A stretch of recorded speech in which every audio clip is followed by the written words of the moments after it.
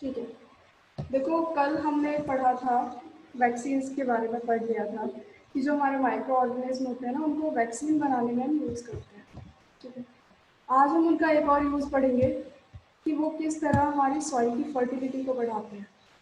Increasing soil fertility यानी कि वो हमारी जो मिट्टी होती है, मिट्टी में जो न्यूट्रिशंस होते हैं उनको बनाए रखते हैं।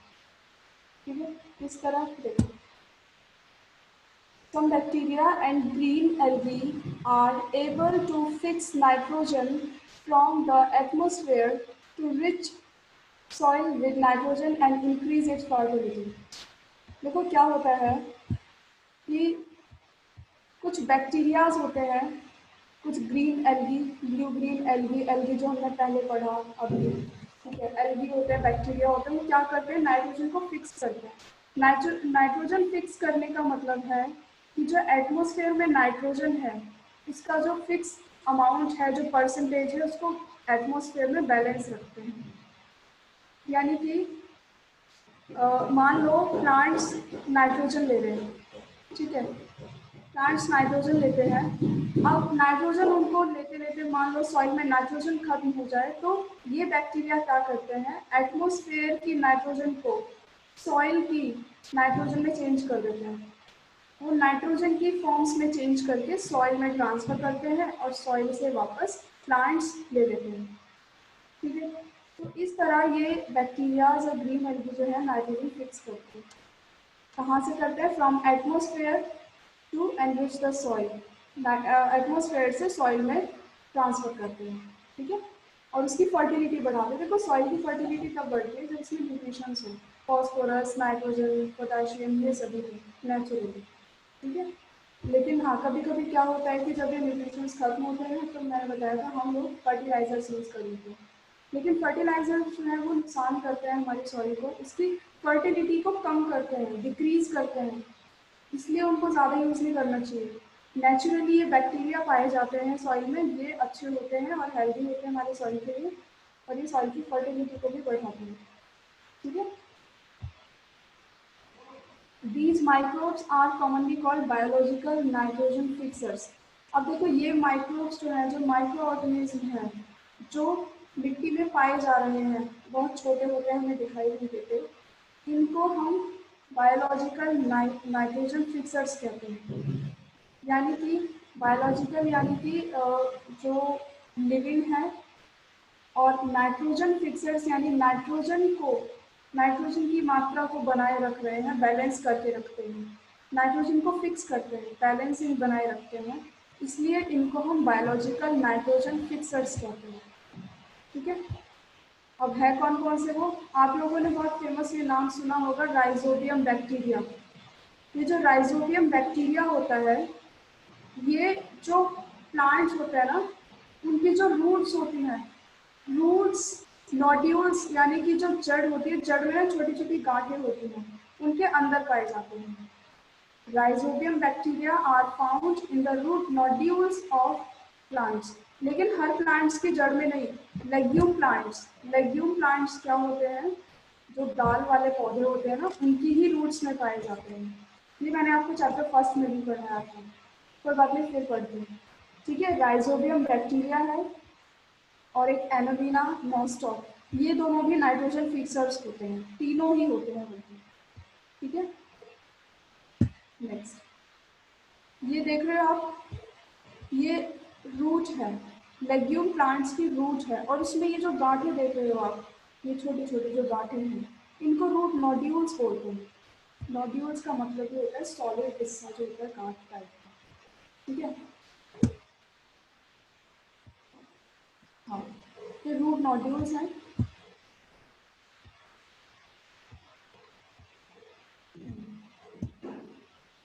ये देखो मैंने एरो लगा के बताया, रूट नोड्यूल से जो गांठें आप देख रहे हो इन्हीं को बोलते हैं। इनके अंदर पाए जाते हैं कौन, राइजोबियम बैक्टीरिया।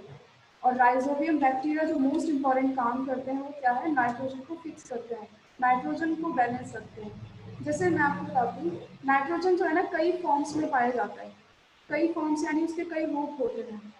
जैसे नाइट्रोजन गैस की फॉर्म में भी पाया जा रहा है, वो नाइट्रेट होते हैं, नाइट्राइट्स होते हैं। ठीक है, ये सभी नाइट्रोजन के कंपाउंड्स हैं, यानी नाइट्रोजन के ही रूप हैं।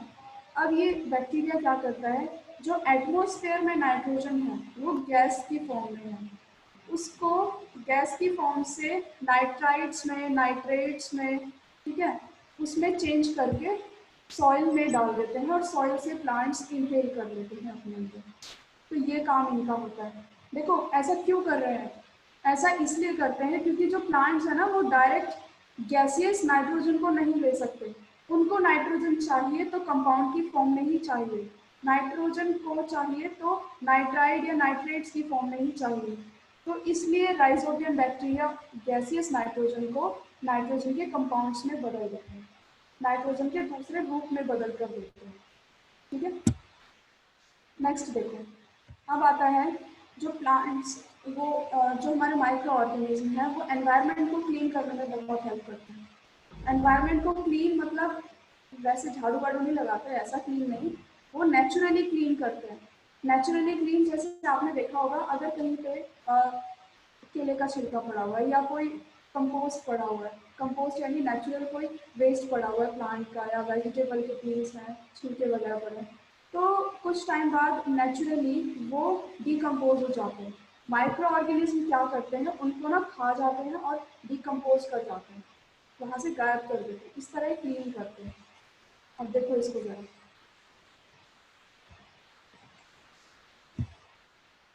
the environmental waste of plants and animals is decomposed by microbes and converted into manure। देखो यहाँ तो क्या है, मतलब जो डेवलप्ड एरियाज होते हैं उनमें तो चलो सड़क बनी हुई होती है, पक्का रोड है, मेटल है, वहाँ पे ये काम इतनी जल्दी नहीं होता क्योंकि माइक्रो ऑर्गेनिज्म जो है वो सॉइल में पाए जाते हैं, सॉइल में यानी कच्ची ज़मीन होनी चाहिए। तो ये जो काम होता है ज़्यादातर, अब जो मतलब वैसे एरिया है जो मिट्टी वाले, जो जैसे गांव वगैरह की ज़मीन है वहाँ पे बहुत जल्दी होता है, वहाँ देखने को भी मिलता है, गोबर वगैरह जो होता है ना वो बहुत जल्दी डिकम्पोज हो जाता है वहाँ पे। ठीक है, तो क्या करते हैं, द एनवायरमेंटल वेस्ट, जो प्लांट और एनिमल का वेस्ट होता है, फीसेस हो गया या फिर प्लांट का लीफ वगैरह हो गई, पत्तियां पड़ी हुई हैं, फूल पड़े हुए हैं, फल बेकार से सड़े हुए फल वगैरह पड़े हुए हैं, या गोबर वगैरह पड़ा हुआ है, जो वेस्ट होता है एनिमल और प्लांट का, वो जो पड़ा हुआ होता है उसको डिकम्पोज करते हैं कौन, माइक्रोब्स। ठीक है, और उसको डिकम्पोज करने के बाद उसको कन्वर्ट कर देते हैं, बदल देते हैं किसमें, मैन्योर में। ठीक है, मैन्योर में चेंज कर देते हैं। अब देखो डिकम्पोज करने का मतलब क्या होता है, डिकम्पोज करने का मतलब है उसको, जो भी वेस्ट है उसको बहुत छोटा छोटा छोटा उसको चबा चबा के उसको दूसरी फॉर्म में चेंज कर देते हैं, यानी कि डिकम्पोज उसको सड़ा देते हैं, गला देते हैं और किसमें बदल देते हैं, मैन्योर में। और मैन्योर मैंने आपको चैप्टर फर्स्ट में भी बताया था कि ये नेचुरली डिकम्पोज मटेरियल होता है, यानी ये हमारी क्रॉप के लिए अच्छा होता है, हमारी सॉइल के लिए अच्छा है, और ये बनाता कौन है, ये माइक्रो ऑर्गेनिज्म ही बनाते हैं। ठीक है, ये जो डिकम्पोजिशन का प्रोसेस है ये ज़्यादातर हमें फील्ड वगैरह में देखने को मिलता है, जो गाँव में होता है। ठीक है, क्योंकि वहाँ माइक्रोब्स ज़्यादा पाए जाते हैं। तो ध्यान रखना, माइक्रो ऑर्गेनिज्म जो है वो एनवायरमेंटल वेस्ट को डिकम्पोज करते हैं और क्लीन करते हैं। ठीक है, इसका देखो, कंपोस्टिंग शायद आपने सुना होगा, कंपोस्टिंग एक मेथड होता है जिसमें क्या करते हैं, जो भी वेस्ट होता है हमारा, ये सब्जी के या फ्रूट्स के छिलके वगैरह, इनको हम मैन्योर में कैसे चेंज करें, इसका एक तरीका होता है। क्या करते हैं हम, अपने गार्डन में कहीं भी जहाँ मिट्टी हो वहाँ पे क्या करो, इस वेस्ट को गड्ढा खोद के उसमें दबा दो, और दबाने के बाद उसे लगभग कुछ दिन आपको अप्रॉक्सीमेटली 2 या 3 वीक उसे रखना होगा, और जब आप उसे ओपन करोगे तो वो बहुत ज़्यादा सड़ चुका होगा और वो तब मैन्योर में चेंज हो जाता है। ठीक है, और ये जो मैन्योर होता है ये हमारे प्लांट्स के लिए बहुत अच्छा होता है। तो इस तरह कंपोस्टिंग की जाती है, कंपोस्टिंग करने से मैन्योर मिलता है और उसको हम अपने प्लांट्स वगैरह में डाल देते हैं। ठीक है, ये देखो ये सेम वही प्रोसेस किया जा रहा है। इन्होंने क्या किया, घर में गार्डन में मिट्टी कलेक्ट की और उस मिट्टी के अंदर ये जो वेस्ट देख रहे हो, सब्जी के केले वगैरह के छिलके हैं जो भी वेस्ट था वो इन्होंने मिक्स कर दिया। अब इसको मिक्स करने के बाद में इसे कई दिन तक छोड़ देना होता है बिना डिस्टर्ब किए, तब ये मैन्योर में बदल जाता है। इसे कंपोस्टिंग भी कहते हैं। जैसे वर्मी कंपोस्टिंग आपने सुना होगा, अभी नेक्स्ट वही है, दिखाती हूँ आपको। अर्थवॉर्म, अर्थवॉर्म क्या होता है, केंचुआ बोलते हैं। ये क्या करते हैं, earthworms also help in decomposition. Earthworms भी डीकम्पोजिशन में मदद करते हैं, यानी कि चीज़ों को मैन्योर में चेंज कर देते हैं, वेस्ट को मैन्योर में चेंज करने में बहुत हेल्प करते हैं। और अब देखो, ये मैन्योर बना रहे हैं ना, तो इसलिए इनको फ्रेंड ऑफ फार्मर भी कहते हैं, यानी कि किसानों का मित्र कहते हैं। क्योंकि किसानों को क्या चाहिए, उनकी मिट्टी बहुत फर्टाइल हो जाए, मिट्टी में मैन्योर बहुत ज़्यादा हो, और वो काम करते हैं अर्थवॉर्म्स, तो इसलिए उनको फ्रेंड ऑफ फार्मर भी कहा जाता है। ठीक है। अब जैसे ये देखो पिक्चर, इसमें क्या है, सॉइल में ये अर्थवॉर्म्स डाल दिए जाते हैं। अभी क्या करते हैं, सॉइल को इस तरह से उसको डाइजेस्ट करते हैं और इस तरह से उसे डीकम्पोज करते हैं, सॉइल के न्यूट्रिशंस को ब्रेक डाउन करते हैं और मैन्योर में चेंज कर देते हैं, सड़ा देते हैं और उसको बहुत बढ़िया वाला मैन्योर बना देते हैं। इसको वर्मी कंपोस्टिंग कहा जाता है। ये तो है सिंपल कंपोस्टिंग, जिसमें हम मिट्टी में छिलके वगैरह दबा देते हैं, तब जो मैन्योर होगा वो कंपोस्टिंग के प्रोसेस से हुआ है। लेकिन अर्थवॉर्म्स के द्वारा जब हम मैन्योर बनाएंगे तो उसको वर्मी कंपोस्टिंग कहा जाता है। क्योंकि जो वर्मी शब्द है ना, वर्मी, वर्मी मीन्स होता है अर्थवॉर्म, और अर्थवॉर्म के द्वारा कंपोस्ट बनाना वर्मी कंपोस्टिंग कहलाया जाएगा। ठीक है। कंपोस्ट और मैन्योर दोनों सेम वर्ड है। देखो अभी तक जो हमने पढ़ा वो था हमारा harmful, sorry useful micro organism थे, यानी कि कहाँ कहाँ इनको यूज़ करते हैं, इनके अच्छे अच्छे मतलब डेली लाइफ में किस तरह माइक्रो ऑर्गेनिज्म हमारे लिए यूजफुल होते हैं। अब हम यहाँ से स्टार्ट कर रहे हैं इनके हार्मफुल इफेक्ट, यानी कि इनसे नुकसान क्या क्या होता है।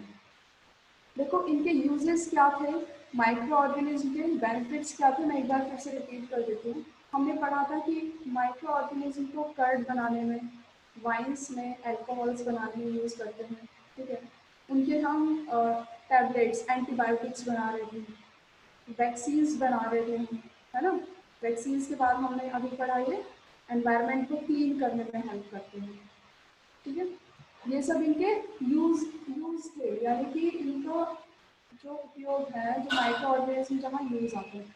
अब यहाँ से स्टार्ट करते हैं हार्मफुल माइक्रो ऑर्गेनिज्म, यानी कि यही माइक्रो ऑर्गेनिज्म हमारे लिए यूजफुल, सॉरी हार्मफुल कैसे हैं। फर्स्ट देखो, diseases causing micro organism in human. जो ये माइक्रो ऑर्गेनिज्म होते हैं वो क्या करते हैं, हमारी बॉडी में बीमारियां फैलाते हैं। कैसे फैलाते हैं वो देखो। Microorganisms which causes disease in plants and animals are called pathogens. वो सभी माइक्रो ऑर्गेनिज्म वो सभी माइक्रो ऑर्गेनिज्म जो हमारी बॉडी में, हमारी क्या प्लांट्स हो या एनिमल हो, किसी की भी बॉडी में जो बीमारी फैलाते हैं उनको कहा जाता है पैथोजेंस। अब एक बात समझो, सभी माइक्रो ऑर्गेनिज्म पैथोजन नहीं होते, यानी कि सभी माइक्रो ऑर्गेनिज्म बीमारी नहीं फैलाएंगे, क्योंकि उनमें से कुछ हमारे लिए यूजफुल भी हैं। सभी माइक्रो ऑर्गेनिज्म पैथोजन नहीं होते, लेकिन सभी पैथोजेंस माइक्रो ऑर्गेनिज्म होंगे। इस बात को समझना, यानी जितने भी पैथोजेंस होंगे वो हमेशा माइक्रो ऑर्गेनिज्म ही होंगे, लेकिन सारे माइक्रो ऑर्गेनिज्म पैथोजन नहीं होते। ठीक है। अच्छा, they can enter in our body through air, water, food and direct contact.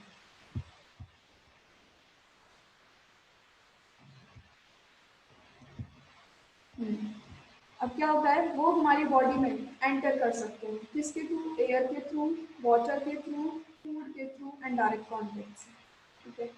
बहुत सारी बीमारियां होती हैं, जैसे कि कॉमन कोल्ड हो गया, वो एयर के थ्रू फैलता है ज़्यादा, टाइफाइड वगैरह जो होता है वो वाटर के थ्रू फैलता है। फूड से, टाइफाइड जो है फूड से भी फैलता है, गंदा फूड खाने से या पॉल्यूटेड फूड खाने से बैक्टीरिया हमारी बॉडी में आ जाते हैं। ठीक है। गंदा पानी पीने से हैजा हो जाते हैं। एंड डायरेक्ट कॉन्टैक्ट, इससे तो बहुत सारी बीमारियां फैलती हैं, जितनी भी वायरल डिजीज़ हैं जो वायरस से फैलने वाली बीमारियां होती हैं वो ज़्यादातर डायरेक्ट कॉन्टैक्ट से ही फैलती हैं, ठीक है, जैसे कि ये कोरोना वायरस डायरेक्ट कॉन्टैक्ट से फैलता है, ठीक है, इसीलिए कहा जाता है डायरेक्ट कॉन्टैक्ट ना हो, इसलिए सोशल डिस्टेंसिंग बनाए रखी जाए, दूरी बनाए रखें। Microbial disease that can spread from an infected person through air, water, and food or physical contact are called communicable diseases. देखो, वो सभी माइक्रोबियल डिसीजेस, वो सभी डिसीजेस बीमारियां जो फैलती हैं किससे, फ्रॉम एन इन्फेक्टेड पर्सन, यानी कि एक पीड़ित व्यक्ति से एक हेल्दी पर्सन में जब जाती हैं, किसके थ्रू जा सकती हैं, एयर के थ्रू, वाटर के थ्रू, फूड के थ्रू या फिजिकल कांटेक्ट के थ्रू। तो ऐसी जो बीमारियां होती हैं उनको कम्युनिकेबल डिसीज कहते हैं, ठीक है, ध्यान रखना। वो सभी बीमारियां, वो सभी माइक्रोबियल डिसीज जो फैलती हैं इन्फेक्टेड पर्सन से हेल्दी पर्सन में, एयर के थ्रू, वाटर के थ्रू, फूड के थ्रू या फिजिकल कांटेक्ट। फिजिकल कांटेक्ट मतलब हाथ मिलाने से या गले मिलने से, ठीक है, या साथ बैठने से फैल जाती हैं। एयर से क्या होगा, एयर तो चलो एनवायरनमेंट में है, कांटेक्ट डायरेक्ट हो जाते हैं। वाटर यानी जूठा पानी पीने से या पॉल्यूटेड। फूड, फूड गंदा फूड खाने से या जूठा फूड खाने से बैक्टीरिया हमारी बॉडी में, ठीक है, वो कम्युनिकेबल डिसीजेज होती हैं। माइक ऑफ करो, किसी का माइक ऑन है, ठीक है। तो हमें ध्यान रखना चाहिए माइक्रोबियल डिसीज से बचने के लिए कभी भी जूठा पानी ना पिए, किसी का पानी सेपरेट होना चाहिए, अपनी पर्सनल वाटर होनी चाहिए, फूड सेपरेट होना चाहिए, ठीक है। और किसी की भी ना कोई चीज़ यूज़ नहीं करते, पर्सनल चीज़ यूज़ नहीं करते, लाइक टॉवल या हैंड कर्चीफ वगैरह, रुमाल, ये सब यूज़ नहीं करते, ताकि हम बीमारी से बच सकें, क्योंकि बैक्टीरिया है, किसी के थ्रू भी आ सकता है। इसके एग्जाम्पल्स इधर देखो, कम्युनिकेबल डिसीजेस के एग्जाम्पल्स होते हैं कॉमन कोल्ड, कॉलेरा, कॉलेरा हैजा को बोलते हैं कॉमन कोल्ड, खांसी, ये जो जुकाम हो रहा है, इन्फ्लुएंजा बोलते हैं इसको, चिकन पॉक्स, चेचक और ट्यूबरकुलोसिस यानी टीबी, ठीक है। हाँ, तो ये सारी बीमारियां हैं जो कम्युनिकेबल डिजीजेज हैं, यानी कि ये बीमारियां आपकी बहुत जल्दी स्प्रेड होंगी, बहुत जल्दी फैलेंगी अगर आप किसी से फिजिकल कांटेक्ट करोगे तो, या वाटर, फूड, एयर से भी फैलेंगे, ठीक है, ध्यान रखना। कम्युनिकेबल डिसीज के एग्जांपल्स याद रखना और इसकी डेफिनेशंस मेन यही है। नेक्स्ट आता है आपका, इसी में आगे क्या होता है ना, ये बीमारी फैलती कैसे है, देखो, when a person suffering from common cold sneeze, it is fine droplets of moisture carrying thousands of viruses are spread in the air। क्या होता है कि जब भी कोई बीमारी से पीड़ित जो व्यक्ति है, जब वो छींकता है, स्नीज करता है, तो क्या होता है, उसकी जो छींकता है तो जो बैक्टीरियाज होते हैं, जो वायरस है, जो भी माइक्रो ऑर्गेनिज्म है, वो ड्रॉपलेट्स यानी कि ड्रॉप्स के थ्रू बाहर आ जाता है, एनवायरनमेंट में आ जाता है, और एनवायरनमेंट में फैल जाता है, एयर में फैल जाता है, मिक्स हो जाता है। और उस एयर में जब भी कोई इनहेल करेगा, उसमें मतलब एयर को इनहेल करेगा, सांस लेगा, तो उसके अंदर वो बैक्टीरिया जा सकता है। तो इसीलिए कहा जाता है कि जब भी छींको तो हैंकी यूज़ करना चाहिए हमें, ठीक है, ताकि दूसरे जो हेल्दी पर्सन हैं उन तक बीमारी ना पहुंचे। तो ये ध्यान रखना कि जब भी कोई स्नीज करता है तो उसके जो फाइन ड्रॉपलेट्स हैं, जो मतलब छींक आती है, उसके मॉइस्चर से बहुत सारे वायरसेस जो होते हैं वो एयर में फैल जाते हैं, ठीक है। नेक्स्ट क्या होता है, द वायरस, अब जैसे ही उसने छींका तो क्या होता है, the virus enters the body of a healthy person. अब वो वायरस हवा में फैल चुका है, और हवा में जब भी कोई हेल्दी पर्सन सांस लेगा, ब्रीदिंग के टाइम पर उसकी बॉडी में वायरस एंटर कर जाएगा, ठीक है। वायरस बहुत जल्दी फैलता है, वायरस एंटर कर जाएगा उसकी बॉडी में ब्रीदिंग के टाइम। अब देखो, ब्रीदिंग तो सभी करते हैं, करना भी है, जिंदा रहना है तो सांस लेना तो छोड़ नहीं सकते, ठीक है, ब्रीदिंग के टाइम ऐसा हो जाता है। नेक्स्ट है, अब क्या होता है, insects and animals act as carrier of diseases causing microbes like housefly. अब ये तो था एयर के थ्रू फैलता है, ठीक है, लेकिन कभी कभी क्या होता है कि कुछ इंसेक्ट ऐसे होते हैं जैसे हाउस फ्लाई मक्खी को बोलते हैं, घरेलू जो मक्खी होती है, उसके थ्रू भी कुछ बीमारियां फैलती हैं। जैसे वो क्या करती है, गंदगी में बैठती है, गंदगी में माइक्रो ऑर्गेनिज्म है, वो उसके पैरों से चिपकते हैं और वही मक्खी उड़ करके आपके साफ खाने पर या पानी में बैठ जाती है और उसको दूषित कर देती है, उसको पॉल्यूट कर देती है। तो इस तरह वो डिसीज कॉजिंग माइक्रो ऑर्गेनिज्म को कैरी करती है, लेकर इधर उधर ले जाती है, इसलिए उसको कैरियर कहा जाता है, कैरियर ऑफ डिसीज कहा जाता है। ठीक है। और ये सिर्फ इंसेक्ट ही नहीं, कुछ एनिमल्स भी करते हैं। एनिमल्स हो गया, कुत्ता बिल्ली हो गया, वो गंदगी से कहीं से आया है मान लो, ठीक है, उसके पैर में चिपक गए, घर में आ गया, घर में कपड़े वगैरह पे चढ़ गया, तो इस तरह ये माइक्रो ऑर्गेनिज्म फैल सकता है। और ये बीमारी को सॉरी माइक्रो ऑर्गेनिज्म को लेकर आते हैं, इसलिए कैरियर ऑफ डिजीज कहते हैं।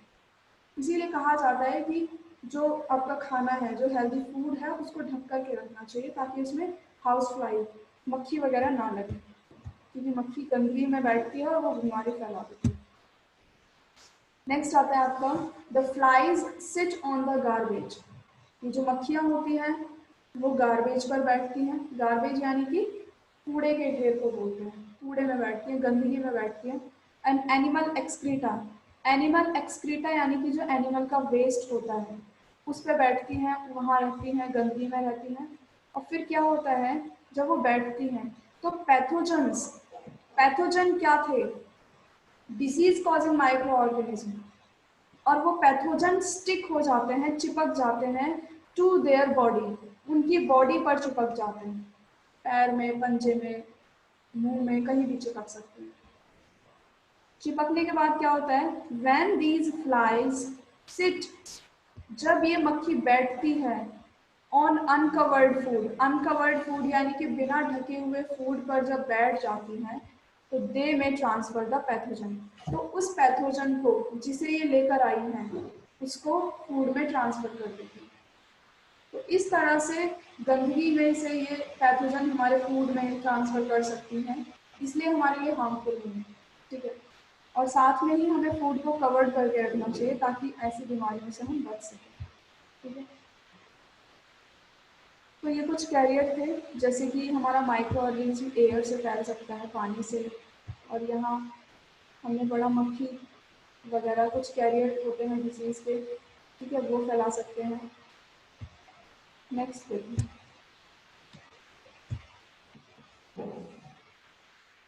female anopheles mosquito act as carrier which carries the parasite of malaria। अब इस पॉइंट को ध्यान से समझना। देखो होता क्या है कि आपने सुना होगा मलेरिया मच्छर के काटने से होता है, ठीक है।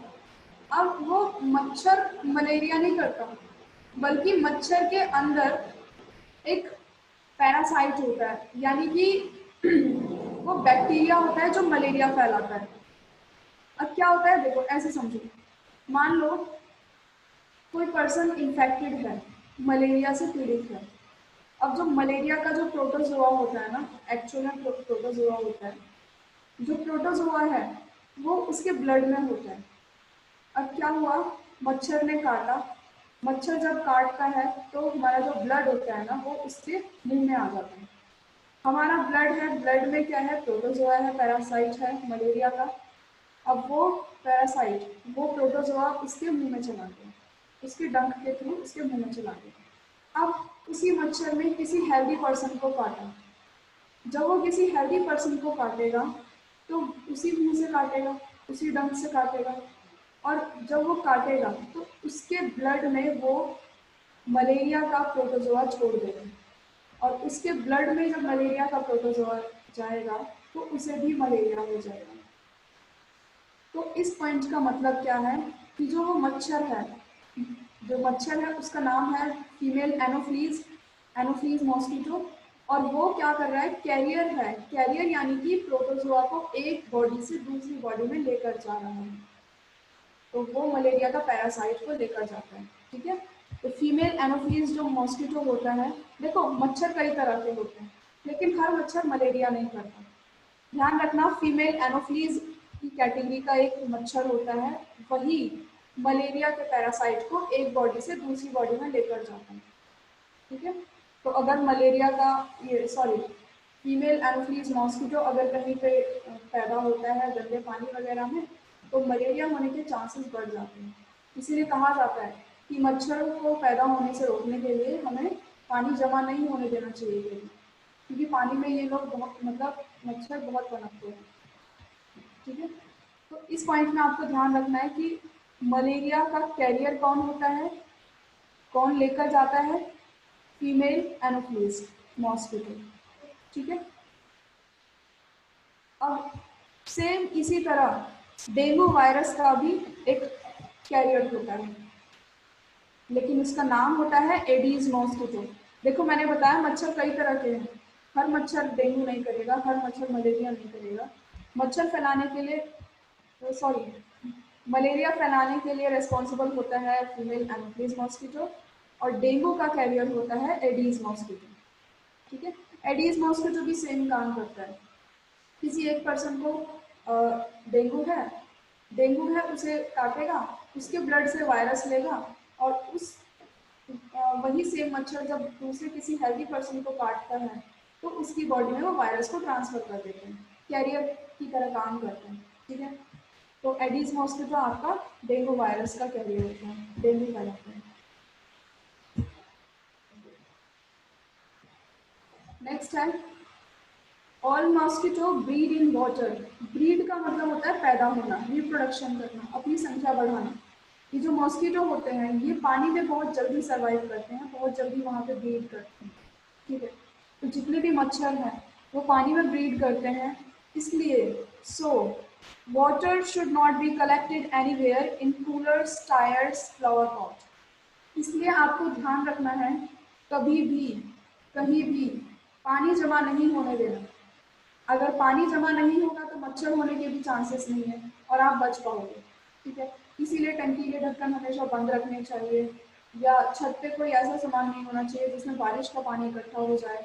कूलर वगैरह में पानी साफ करते रहना चाहिए, है ना। नाली वगैरह में पानी रुका नहीं होना चाहिए। जो स्टेगनेंट वाटर होता है, स्टेगनेंट वाटर का मतलब रुका हुआ जो पानी होता है, वहाँ पे मॉस्किटो जल्दी ब्रीड करता है। जो रनिंग वाटर है, रनिंग यानी कि जो बहता हुआ पानी है, वहाँ पे कभी भी ब्रीड नहीं करते, कभी भी पैदा नहीं होते। ठीक है, तो स्टेगनेंट वाटर कहीं भी जमा हुआ इकट्ठा पानी नहीं रखना चाहिए। अब देखो पानी कहीं भी हो सकता है, आपके कूलर्स में हो सकता है, टायर्स होते हैं छत पे पड़े रहते हैं उनमें पानी इकट्ठा हो जाता है, फ्लावर पॉट खाली पड़े हैं, ठीक है, उनमें हो जाते हैं। तो इन बातों का ध्यान रखना है कि ये सारी चीज़ें मतलब आपको एक तो फूड को कवर्ड रखना है, ठीक है, कहीं भी गंदगी जमा नहीं होने देनी, और साथ में ये पानी इकट्ठा नहीं होना चाहिए कहीं भी, क्योंकि ये इनसे क्या होता है बीमारी फैलने के चांसेस बढ़ते हैं। नेक्स्ट पे, अब ये जो बीमारी थी हमारी कम्युनिकेबल डिजीज थी, इसको रोकने के क्या क्या तरीके हैं। देखो कम्युनिकेबल डिजीज थी क्या, वो बीमारी जो एक इन्फेक्टेड पर्सन से हेल्दी पर्सन में फैलती है, एयर के थ्रू, वाटर के थ्रू, फूड के थ्रू, या फिजिकल कांटेक्ट के थ्रू। अब उसको रोकने के तरीके हैं, देखो एक बात ध्यान रखो, जो जरिया है ना बीमारी फैलने का, उसी को रोक दो। यानी कि अगर फिजिकल कांटेक्ट से बीमारी फैल रही है तो फिजिकल कांटेक्ट ही मत होने दो, बीमारी नहीं फैलेगी।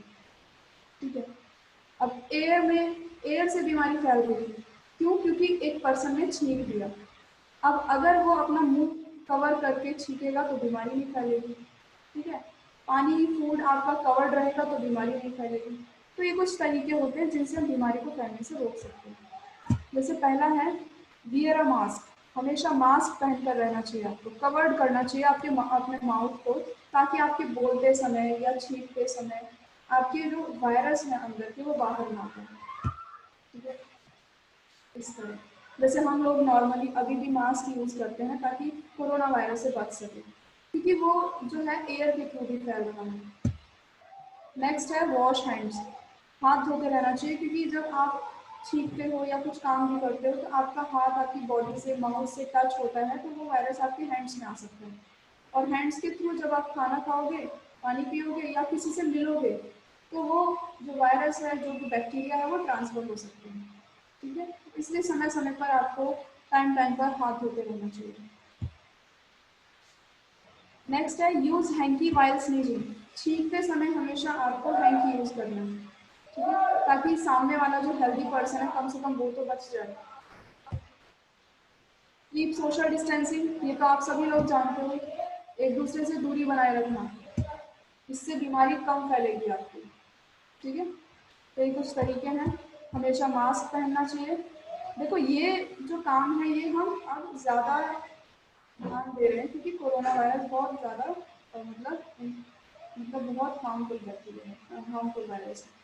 लेकिन ये सभी प्रिवेंशंस, ये सभी बचाव हमें हर बीमारी के लिए करनी चाहिए, हर कम्युनिकेबल डिजीज के लिए करनी चाहिए। पहले हम इन बातों का ध्यान नहीं रखते थे ज़्यादा, हम सोशल डिस्टेंसिंग जानते ही नहीं थे क्या होती है। लेकिन सोशल डिस्टेंसिंग, ठीक है, ये हैंड वॉश करना, ये सभी प्रिवेंशंस होते हैं कम्युनिकेबल डिजीज को रोकने के। अब देखो ह्यूमन बीइंग्स में बीमारियां फैल रही हैं, वो मैंने आपको बताई, कॉलेरा, टाइफाइड, चिकन पॉक्स वगैरह। इसी तरह प्लांट्स में भी बीमारियां फैलती हैं। प्लांट्स में भी आपने देखा होगा, ये जो आप ऊपर ये पिक्चर देख रहे होंगे, ऐसे आपने देखा होगा कभी कभी क्या होता है, फ्रूट्स में अजीब से धब्बे लग रहे हैं। फिर आपने देखा होगा कि जो प्लांट्स होता है ना, कोई पेड़ है, पेड़ के जो पत्ते हैं, पत्ते में छेद से हो जाते हैं या पीले पीले धब्बे से हो जाते हैं, पीला पड़ जाता है। वो नेचुरली नहीं होता, वो बीमारी होती है। और बीमारी कौन फैलाता है? Pathogens, micro organism. Micro organism उनकी बॉडी को भी नुकसान पहुंचा सकते हैं। जैसे देखो फर्स्ट, जिस तरह देखो, थोड़ा नाम आपको ध्यान रखना है, नाम थोड़े रखने वाले हैं इसमें। हमने पढ़ा कि ह्यूमन बॉडी में कॉलेरा होता है, टाइफाइड होता है, चिकन पॉक्स होता है, पोलियो होता है, टीबी होता है। इसी तरह प्लांट्स में ये बीमारी के नाम है, 3 बीमारी आपको याद रखनी है, ठीक है। पहला है ये सिट्रस कैंकर। सिट्रस कैंकर जो है ये बैक्टीरिया से फैलता है, ठीक है। बैक्टीरिया फैलाएगा। माइक्रो ऑर्गेनिज्म कौन है? बैक्टीरिया। और ट्रांसमिशन क्या है? मोड ऑफ ट्रांसमिशन, यानी फैलेगा किसके थ्रू? हवा के थ्रू। यानी कि ये बैक्टीरिया अगर हवा में फैल गया तो हवा से वो किसी भी प्लांट में चला जाएगा, और हवा से फैलेगा तो इस तरह देखो नींबू, सिट्रस, सिट्रस जो वर्ड है ना, सिट्रस का साइंस में मीनिंग होता है खट्टे फल, खट्टी चीजें, जैसे संतरा हो गया, नींबू हो गया, मौसमी हो गई। ये डिसीज खट्टे फलों में ही होती है, ठीक है। ध्यान रखना, सिट्रस का मीनिंग होता है खट्टा, और सिट्रस कैंकर जो बीमारी है ये खट्टे फलों में होती है, ठीक है। नींबू, नींबू में देखो इस तरह से ये स्पॉट्स लग जाते हैं। नेक्स्ट है rust of wheat. Rust, rust का मतलब आप जानते हो, जंग होती है, जो लोहे में जंग लगती है, वो ब्राउन ब्राउन जो पार्ट होता है। इसी तरह व्हीट में रस्ट लगती है। अब वो रस्ट आयरन नहीं होती है, वो रस्ट फंगी की वजह से होती है, फंगी उसको इन्फेक्ट कर देता है, और इस तरह से देखो उसके प्लांट, उसकी जो लीफ है, इस तरह से उस पर रस्ट लग जाती है। तो ये फैलती किससे है? एयर्स के थ्रू, सीड्स के थ्रू, ठीक है। रस्ट ऑफ व्हीट, व्हीट में होगी। अच्छा, नेक्स्ट आती है आपका येलो वेन मोसैक ऑफ भिंडी। ये पूरा नाम नहीं है, नाम सिर्फ इतना है, येलो वेन मोसैक। बीमारी का नाम है येलो वेन मोसैक। अब ये जो बीमारी है ये होती है, इसमें स्पेशली भिंडी में होती है, भिंडी को ओकरा भी बोलते हैं। ओकरा इसका एक वैरायटी है, भिंडी की वैरायटी होती है, ठीक है। उसमें क्या होता है, वायरस करता है इस बीमारी को, और इंसेक्ट के थ्रू फैलती है। यानी कि इंसेक्ट अगर मान लो एक भिंडी इन्फेक्टेड है, मतलब उसमें बीमारी है, तो उसमें क्या होगा, इंसेक्ट उसको खाएगा, उसको खाने के बाद क्या करेगा, खाएगा उसको, और उसी को खाने से वायरस उसकी बॉडी में आ जाएगा। अब वही इंसेक्ट जो दूसरी भिंडी में जाएगा तो उसको इन्फेक्ट कर देगा। इंसेक्ट कैरियर होगा एक तरह से, जैसे हमने भी पीछे पढ़ा, ठीक है। तो इंसेक्ट फैलाता है भिंडी में। भिंडी भी मतलब धब्बे से हो जाते हैं इसमें अजीब तरह से, ठीक है। ओके, आप लोग इनके नाम एक बार और याद रखो। सिट्रस कैंकर बैक्टीरिया से फैलता है, ठीक है, और सिट्रस फ्रूट्स में फैलेगा, यानी खट्टे फलों में फैलेगा। रस्ट ऑफ व्हीट फंगी से फैलता है, इसमें व्हीट में। येलो मोसैक ऑफ भिंडी ये भिंडी में फैलता है, वायरस के थ्रू फैलता है, इंसेक्ट के थ्रू। ठीक है, नेक्स्ट देखो, वो तो थे प्लांट्स के डिसीज। अब ये आते हैं आपके ह्यूमन के डिसीज, यानी कुछ माइक्रो ऑर्गेनिज्म क्या करते हैं ह्यूमन में जो बीमारियां फैलाते हैं। वो देखो, बीमारी कौन सी है, बीमारी का नाम, सेकंड कॉलम में है कौन सा माइक्रो ऑर्गेनिज्म से फैला रहा है, यानी 5 कैटेगरी हमने पढ़ी थी माइक्रो ऑर्गेनिज्म की, उन 5 में से कौन सा है। ठीक है, तीसरा, तीसरे कॉलम में है कि ट्रांसमिशन क्या है, यानी कि कैरियर क्या है, फैल किससे रहा है। ठीक है, और ये प्रिवेंटिव मेजर्स, यानी कि किन बातों का आपको ध्यान रखना है। देखो ये टेबल आपके एनसीईआरटी में भी है, आप वहां से भी पढ़ सकते हो, बाकी मैं समझा देती हूँ क्योंकि कुछ चीज़ें आप समझ नहीं पाओगे। फर्स्ट देखो, टीबी जो है, ट्यूबरकुलोसिस शॉर्ट में से टीबी कहा जाता है, ये बैक्टीरिया से फैलती है और एयर के थ्रू फैलती है। ठीक है, यानी कि कोई पर्सन अगर छींक देगा, खांस देगा, ट्यूबरकुलोसिस में खांसी हो जाती है, तो जब वो खांसेगा तो एयर में उसका बैक्टीरिया आ जाएगा। तो ध्यान रखना है, ऐसे टाइम पर keep the patient in complete isolation. Isolation का मतलब होता है एक तरह से क्वारंटाइन समझ सकते हैं, यानी कि उसको सेपरेट रख देना चाहिए ऐसे पर्सन को जिसको टीबी हो। ठीक है, क्योंकि ये कम्युनिकेबल डिसीज है, ये कैसे भी फैल सकता है, ये कॉन्टेक्ट से भी फैल सकता है, इसलिए उसको आइसोलेट कर देना चाहिए। आइसोलेशन मतलब सेपरेट, अलग कमरे में कहीं रख देना चाहिए। नेक्स्ट है मीजल्स। मीजल्स जो बीमारी है वो वायरस से फैलती है। ठीक है, और ये एयर के थ्रू फैलती है, और इसमें भी पर्सन्स को keep the person belongings to the patient away from those of others. हाँ, यानी कि इसमें क्या होता है कि मीजल्स जो बीमारी है उसमें पर्सन के जो हाइजीन, मतलब जो पर्सनल बिलोंगिंग्स हैं, जो उसकी पर्सनल चीज़ें हैं, जैसे उसका सोप हो गया, ठीक है, मतलब उसका साबुन, उसका हैंकी, उसकी टॉवल, उसके कपड़े, वो सभी अलग होने चाहिए। बाकी हेल्दी पर्सन उसे यूज़ ना करे वरना बीमारी फैल जाएगी। इसी तरह चिकन पॉक्स और पोलियो जो बीमारी है वायरस से फैलती है, एयर या कांटेक्ट के थ्रू फैल सकती हैं, और इनको रोकने के लिए हम वैक्सीनेशन करते हैं। वैक्सीनेशन यानी कि टीकाकरण करते हैं, जो हमने अभी पढ़ा था। ठीक है, इसी चैप्टर में वैक्सीन यूज करते हैं। नेक्स्ट है आपका कॉलेरा एंड टाइफाइड। हैजा और टाइफाइड बोलते हैं, दोनों बैक्टीरिया से फैलते हैं, और ये गंदे फूड या गंदे पानी से फैल सकते हैं, यानी कि अगर पानी में इसका बैक्टीरिया आ गया और उसी पानी को आपने पी लिया या उसी फूड को आपने खा लिया तो आपको बीमारी हो जाएगी। इस टाइम पे क्या है, हमें अपने पर्सनल हाइजीन यानी साफ सफाई का ध्यान रखना चाहिए, फूड साफ होना चाहिए, कवर्ड फूड होना चाहिए, ठीक है, वो यूज करना चाहिए, and good sanitary habits. Sanitary यानी कि साफ सफाई वाली आदतें होनी चाहिए, हाथ धोने की, ठीक है, और डेली नहाने की, साफ कपड़े पहनने की, ये सभी हैबिट्स होनी चाहिए। कंज्यूम प्रॉपरली कुक्ड फूड, और फूड को अच्छे से कुक करो, उसे पकाओ ताकि वो अच्छे से पक सके, और बैक्टीरिया जो है उसमें मतलब मर जाए, बैक्टीरिया हो ही ना, क्योंकि अच्छे से जो कुक्ड फूड होता है, जो बॉइल्ड फूड होता है ना, उसमें बैक्टीरिया सर्वाइव नहीं कर पाता। बॉइल्ड ड्रिंकिंग वाटर पीना चाहिए, यानी उबला हुआ पानी पीना चाहिए, और इससे बचने का तरीका है वैक्सीनेशन। वैक्सीनेशन अगर आपने करा लिया तो कभी बीमारी नहीं होगी। ठीक है, बाकी हेपेटाइटिस ए है, ये वायरस से फैलता है, वाटर इसका ट्रांसमिशन है, और इससे बचने के लिए हमें उबला हुआ पानी ठंडा करके पीना चाहिए। देखो पानी को उबाल के क्या करते हैं, उसमें उबले हुए पानी में बैक्टीरिया मर जाता है, बैक्टीरिया मर जाता है, फिर उसको ठंडा करो और उसको पी लो। साथ में वैक्सीनेशन तो है ही इसका। मलेरिया, मैंने आपको अभी बताया, मलेरिया प्रोटोजोआ से फैलता है, और उस प्रोटोजोआ को कैरी कौन करता है, मॉस्किटो। कौन सा मॉस्किटो करता है, फीमेल एनोफिलीज मॉस्किटो। ठीक है, ध्यान रखना। और डेंगू को कौन कैरी करता है, एडीज मॉस्किटो। दोनों ही इंपॉर्टेंट है, ध्यान रखना। मलेरिया मॉस्किटो से फैलता है, अब मॉस्किटो से फैल रहा है तो हमें मॉस्किटो से ही बचना है, और उसके लिए क्या करेंगे, हम मॉस्किटो नेट यूज़ करेंगे, यानी मच्छरदानी, और रेपलेंट्स। रेपलेंट्स का मतलब होता है मच्छर भगाने की जो क्रीम वगैरह आती है वो सब यूज़ करो, स्प्रे करो। ठीक है, और इस and control breeding of mosquito, और मॉस्किटो को पैदा होने से रोको, कहीं भी पानी कलेक्ट नहीं होना चाहिए। ठीक है, तो ये सब बातों का आपको ध्यान रखना है। ये टेबल आपको अगर और अच्छे से पढ़नी है तो आप क्या करो, आप अपनी